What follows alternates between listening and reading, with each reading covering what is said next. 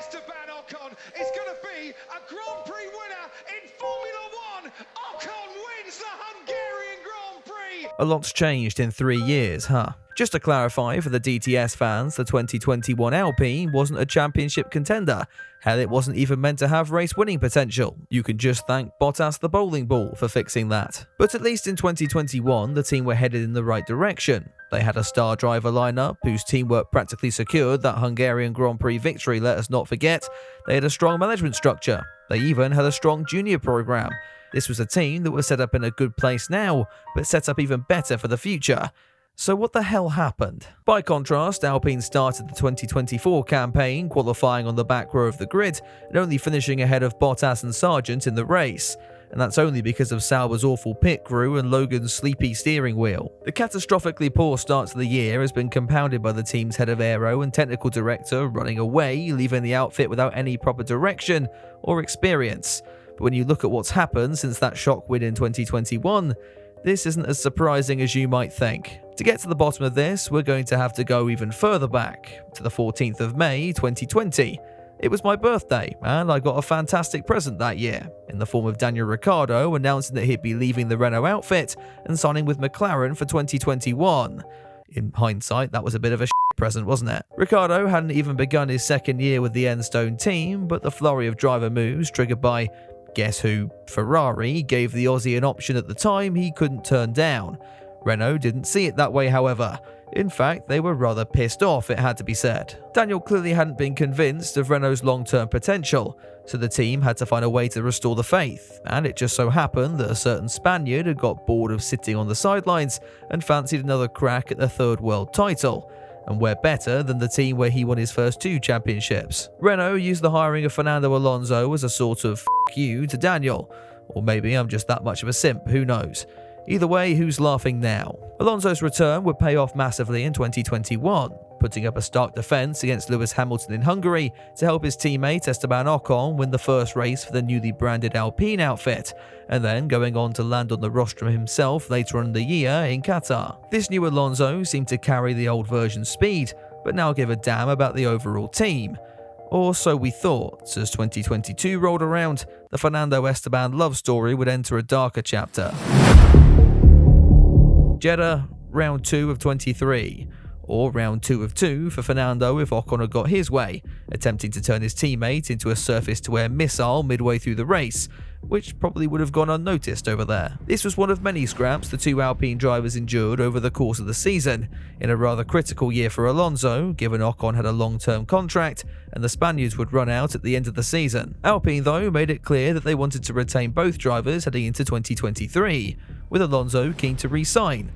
Until he wasn't. Sebastian Vettel's decision to head for the environmentally friendly retirement home opened up a slot at the then flailing Aston Martin outfit. The team were 9th in the standings come the end of the summer break, compared to Alpine, who were narrowly edging out McLaren in the battle for 4th.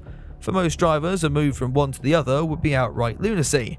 But this is Fernando Alonso, and half the time I'm pretty sure he's just doing this for the drama. The Spaniard then would be announced as an Aston Martin racing driver for 2023, with his incumbent team finding out at the same time the public did.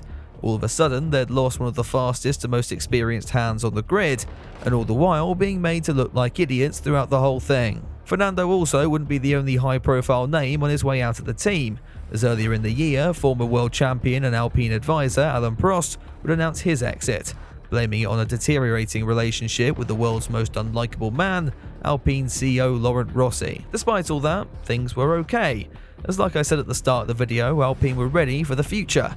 They had a young Oscar Piastri waiting in the wings, the Aussie one of the most exciting talents to come through the junior ranks in years. Oh, hang on, he wants nothing to do with this either. The Piastri Alpine drama has been done to death by YouTubers many times now, but in short, whilst Alpine thought they had a contract sorted with Oscar, he was busy sleeping with McLaren instead. There's a great Christian Horner joke in here somewhere, but I don't want to get sued saying it. Anyway, Alpine chose to sign Oscar anyway, without consulting Oscar. Maybe they need to take a look at the famous T video to learn what consent is again. Pretty sure there's a line in there that says you can't force feed a T in her sleep. To the 5 people who understood that reference, well done. Everyone else, Just Google it in your own time. We got the now infamous tweet, and Alpine's poor handling of the situation not just lost them their star driver, but also made them look like complete and utter tits in the process. We made it quite far into this video without mentioning the man at the head of all of this. Otmar Szafnauer was the team principal for Alpine around this time, and was largely placed with the blame for the Piastri-Alonso fallout. The American's career has always been surrounded by some controversy, be it the pink Mercedes scandal in 2020 or his handling of the Perez-Ocon Happy Families fiasco at Force India, and this latest show was just another he could now add to his resume. Did he deserve all the blame this time around? Probably not, but he certainly played a role, and the subsequent chaos over the next 12 months would do him no favours whatsoever. With Alonso headed for the door, his attitude towards helping the team transitioned to, well, helping himself. The relationship between Alpine's pair of drivers still incredibly close, just not in the way the team wanted. They still had a decision to make regarding who would fill that second seat in 2023 though, and after seeing just how unhappy a marriage with Ocon can be, Otmar chose to bring in his sworn enemy because vive la France. Patriotism in history has rarely gone down well. I mean, look at Germany in the 1940s, for instance, and a world war might aptly sum up Gasly and Ocon's relationship throughout the 2023 season. Despite Esteban grabbing a podium in Monaco at the start of the year, it was one very much to forget. The team seemed to have taken a step backwards, and all the while, Piastri and Alonso were doing rather well for themselves, which likely didn't make the atmosphere in the Alpine boardroom any better. Come the midpoint in the season, something had to give. Alpine deciding that something had to be first CEO Laurent Rossi, moving the Frenchman out of arm's reach at the Formula 1 operation before quietly euthanizing him. Probably. This was actually seen rather positively, as no one really liked Rossi anyway. What was viewed less well was new Vice President Bruno Famin deciding that he could run the team better and ditching their last bits of experience in the form of Szafnauer and long-time Enstone engineer Alan Permain. The team's chief technical officer Pat Fry would also use this opportunity to jump ship to Williams of all places, and let's just remember that this all happened in the middle of a race weekend. This isn't going to go very well, is it? Well, initially, it actually did. Famin's first race in charge would see Gasly take up a spot on the podium at Zandvoort, and while a bit of luck and a Perezism was needed to make this happen, you don't rock up on the rostrum without some level of competence.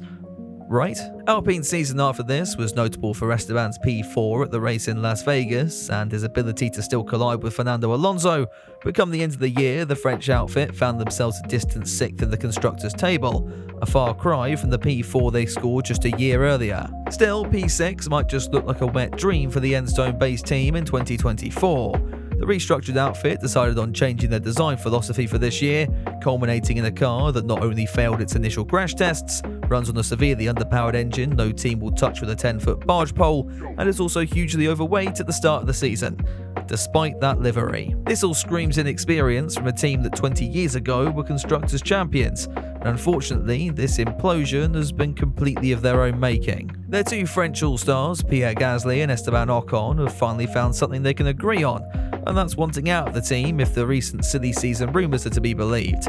An organisation going from P6 to pretty much backmarkers over a winter with stable regulations is pretty much unheard of in Formula 1 these days, yet Alpine have managed it. So for the three remaining French fans out there, is there any light at the end of the tunnel? Unlike a lot of teams who have seen big performance drop-offs in recent years, yes, but it's a long, long way away. The team right now needs to replace the experience it hemorrhaged during the 2023 season. If it can solve that on the engineering front, then they can start to fight their way back to the midfield. But my worry right now is that the team are blind to their own shortcomings, and if they stay with that mindset, no number of Hollywood investors are going to save this French dumpster fire. That's my thoughts though, so what are yours? Let me know down in the comments below and head over to my community page to vote in the poll. You won't be able to miss it, it's the one titled How Fucked Are Alpine in 2024? If you enjoyed this video, be sure to drop it a like and get subscribed for more content all the way through the season. A huge thank you, by the way, on the support for the Bahrain GP comedy review. It's nice to be able to turn the heaters back on. Since we're talking about money, a huge thank you as well goes out to all my patrons and channel members. They got this video early, so if you're interested in that, head over to the links in the description down below. Anyway, I'll be back very soon with another video, but until then, have a good one.